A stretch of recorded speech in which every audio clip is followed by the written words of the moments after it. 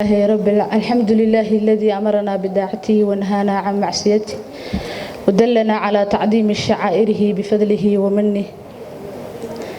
وأشهد أن لا إله إلا الله وحده لا شريك له فتح أبواب الرحمة للضائعين وفسح ميادين توبته للتائبين وأشهد أن محمدا عبده ورسوله وبعد. أولا السلام عليكم ورحمة الله وبركاته. بعد التحية waxaanu mahad celinayaa Ilaahay subhanahu wa ta'ala oo mudan markasta in loo mahad celiyo Ilaahay subhanahu wa ta'ala oo inoo suura galiyay inaan maanta wada kulankan quruxda badan ee qiimaha badan ay soo abaabuleen hal abuurka hablaha gobolka Sool inta ka gadal Allah subhanahu wa ta'ala mahad celintiisa kadib waxaanu mahad celinayaa walaalaha soo abaabulay kulankan ee nagu marti qaaday inaan ka soo qayb galo dad kamida iyo dad aan kamid ahayn ba ku marti qaaday kulankan oo looga gudbi doono waxyaalo badan oo horumar lagu qaada dhigi doogo laguna kala faa'iideysan doono biidnillaahi alwaahid alahad. inta ka gadal waxaan u mahad celinayaa walaalaha soo ajiibay kulankan oo shalayto soo ajiibay oo gal horiyo gal daba jaan soo sameeyay iyo kuwa aan shalay soo ajiibinay maanta yimid iyo kuwa insha Allah ta'ala imaan doona iyo kuwa aan imaan doonin inta waa u mahad celinaa waayo walaalahay waxaan jecelahay in nala faa'iideystaan ayaga ku dhado xalaga yaaba inay fursadan u saamixi weydina ka soo qayb galaan laakiin ay jeclaan inay ka soo qayb galaan. inta ka gadaal mahad celinta kadib anigu waxaan ka socdaa golaha hablaha ka baxay maxadka al-furqaan ama multaqa al-khariijaat li ma'had al-furqaan maadaama ay tahay madashu lagu kala faa'iideysanayo daladaha jooga ama ururada jooga urur kasta lagu casuumay ka qayb qaadanayeen hadii aan dhex galo ururkaasi goorta la aasaasay ama waxyaalaha uu qabto ama waxyaalaha u suura gali waayay ama waxyaalaha fiican ee ay qabteen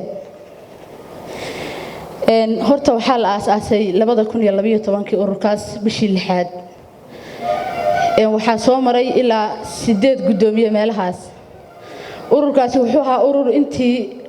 la aasaasay shaqeynaya oo sanad kasta camalo u dajisnaa ku shaqeynayay عملنا ودتنا wax u suura gali waayay way jiraan laakiin inta badan de wax kasta bixeer bay ku dhamaanayeen ururkaasi waxyaalaha uu qaban jiray waxa kamid ah inuu wacyigelin joogto ah sameeyo oo bulshada islaaxeeda ku dadaalo kaasi waxa loo aasaasay ahdaaftii loo aasaasay inay u istaagaan dacwada Ilaahay subhanahu wa ta'ala maadaama ay nahay ummad islaama khaasatan aynu nahay goladan oo dumara oo u baahan si gaar ah in loo tixgeliyo ama cilmiga sharciga ay bartaan ama ay ku dhiirato gabadhu inay wax wanaagsan sheegi karto ama ay ku dhiirato inay wax iyadu soo kordhin karto ururkaasi waxa loo aasaasay inay u istaagaan hablo la helo dacwada Ilaahay subhanahu wa ta'ala u taagan markasta iyo wacyigelinta bulshada in la ihtimaam siiyay haweeneyda muslimka maadaama dagaal lagu la jiro haweenkii muslimka ahaa oo dad rabaan inay tafaruqiyaan oo ka faa'iideystaan sidii loo midayn lahaa dumarka عملدي أما وحيالي واجب كو أها لوجو شيء لها أما وحياله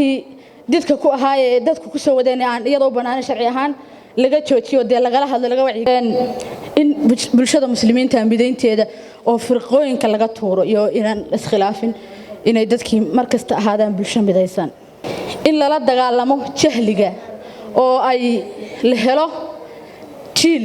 فيديا تعود إسلامك oo markasta waajibina go'a inta ka gadaal amalada ay qabtaan golahaasi inahaas ayuu ku soo ururaya iyo ina kale oo ka safar badan oo ay qabtaan waa u mahad celinaya mar labaad iyo mar saddexaad iyo mar afraad walaalaha kulanka soo abaabulay iyo inta ka soo qayb gashay insha Allah ta'ala kulankana way noo soo socon doonaa marar kale oo ka dambeysana waan ka wada qayb qaadan doonaa dhamaantiin waan u mahad celinaya walaalaha soo ajiibay. Assalaamu calaykum wa rahmatullaahi wa barakaatuh.